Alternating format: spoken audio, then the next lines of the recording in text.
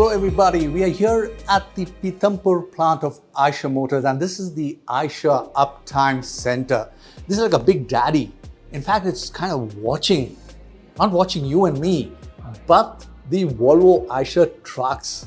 What exactly are they watching? What exactly are they keeping count on? Let's get to know more about this center and what it does for the company. We are here at the invitation of VECV, Volvo Eicher Commercial Vehicles. This is the Motown India show, and my name is Roy P. Tharyan.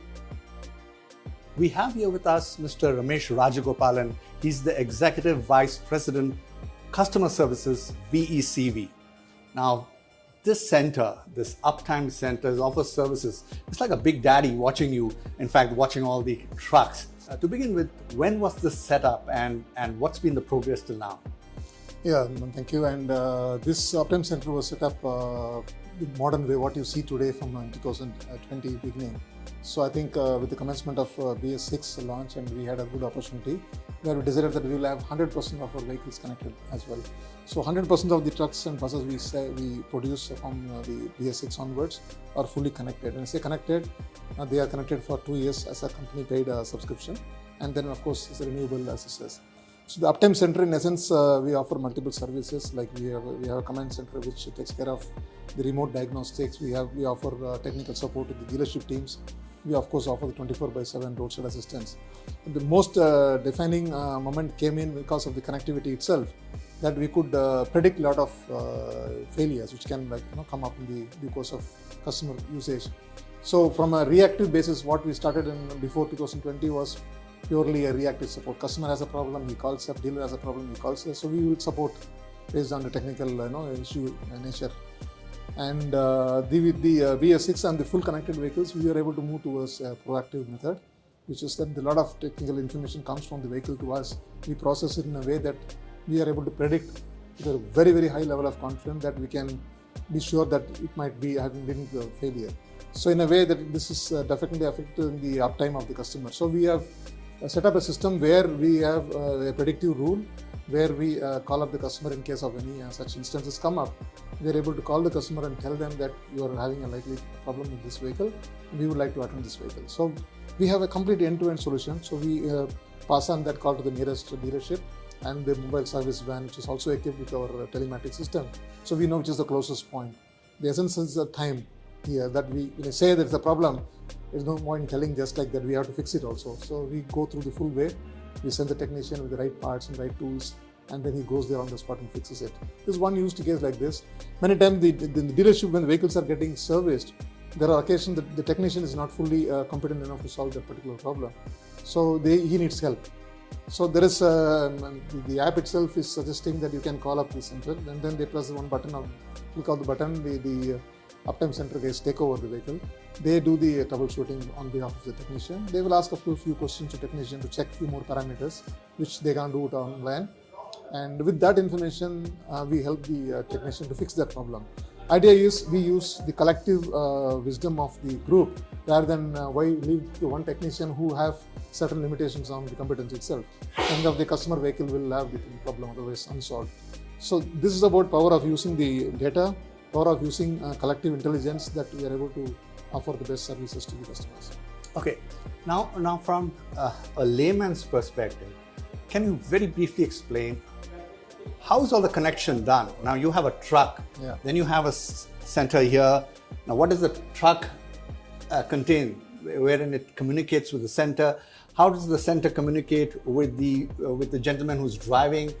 Can you just briefly explain that? Interesting. There are a few things, preparation which is done in the before. For example, all our dealerships are operating on our same IT system, information system. Okay. Like any other bank account, anything. So all our dealerships are connected to centrally. That's very new center for us.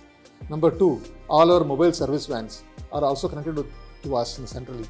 So the connection is done by a telematics device. It's like a mobile phone, to simply put, the mobile phone attached in the vehicle itself. Just imagine it's a mobile engine, what we call it is.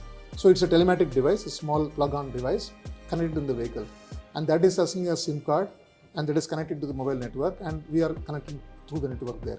So there is a module which is communicating to us, and it also can be communicated to the vehicle also, because vehicle has got a computer ECU. So there are a lot of parameters of the vehicle which is displayed in the dashboard, like speed, like fuel level, oil pressure.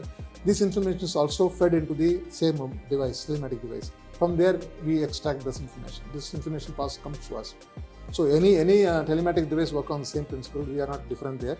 What we have done different is there are sensors, there are intelligent methods of when there is an engine oil level goes down. It's important that we understand in that perspective, engine oil level goes down, engine overheats. So I will measure the temperature and the oil level, and I say that there might be a problem for this. So that intelligence is what we bring to the table as a manufacturer, as the Uptime Center team. We create this. The call has to go to the database only. Today we don't have the system where I can call in directly to the customer on the vehicle itself. Technically possible, but the regulations do not allow you there. So currently what we do is we have a mapping of every customer has got drivers. So we have the database in our system. Against every vehicle, the owner mobile number, the driver contact numbers are available. So the first attempt goes to the driver. Many times we are challenged, the drivers also will change. So there is a challenge, but in that case we have an escalation mechanism. First call goes to the driver, there is an SMS goes to the owner, so there is somebody connecting.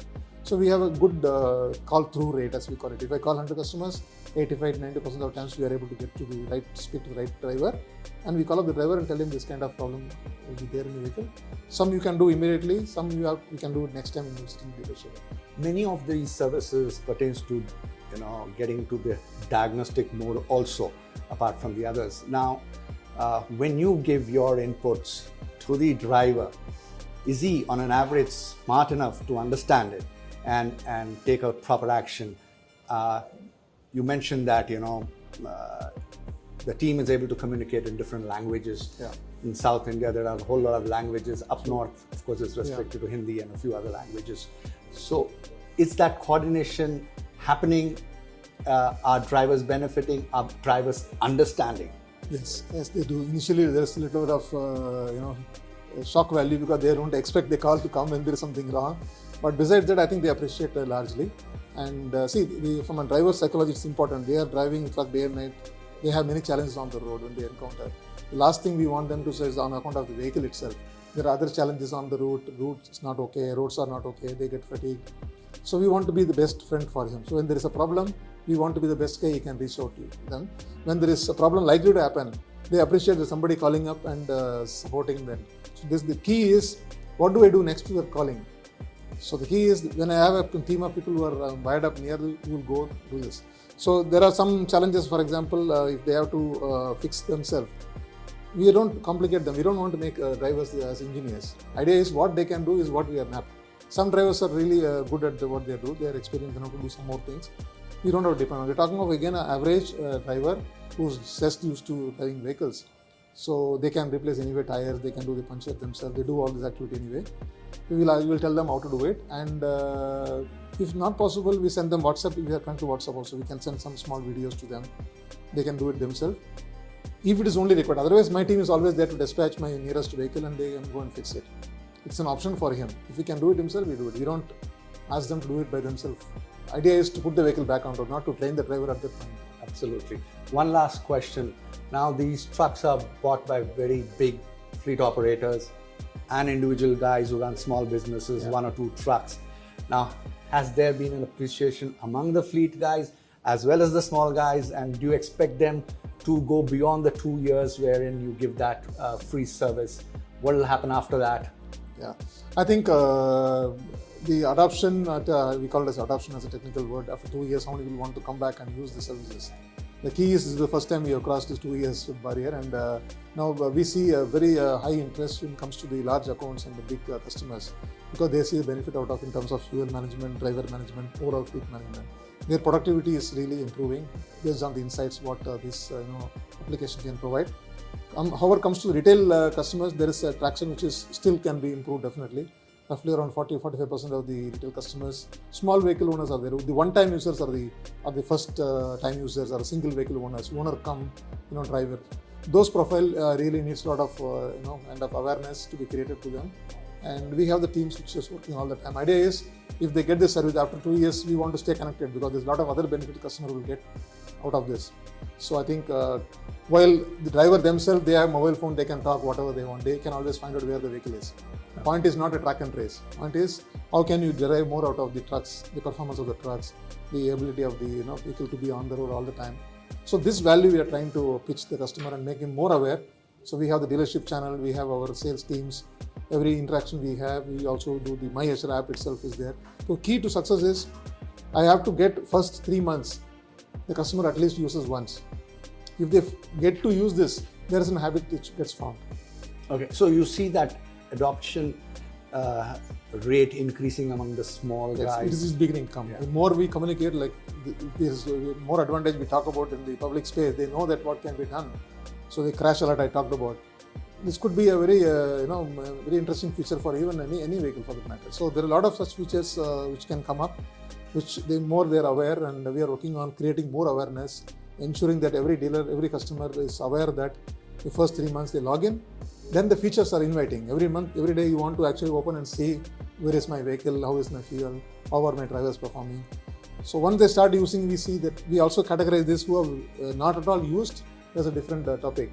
People who have used, there's a high amount of retention and they want to renew it. And this one last question.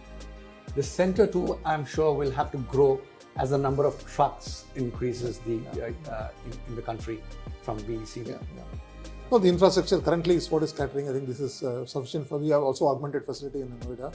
So there are 2 levels. One is on the outgoing calls, which is not really technical. This team sitting here in this plant is pure technical, and we have the R&D. This is called co-located because many times we do not have all the information what we have. I have a team of the designers and quality team members to fix a problem. So we are available here and do it.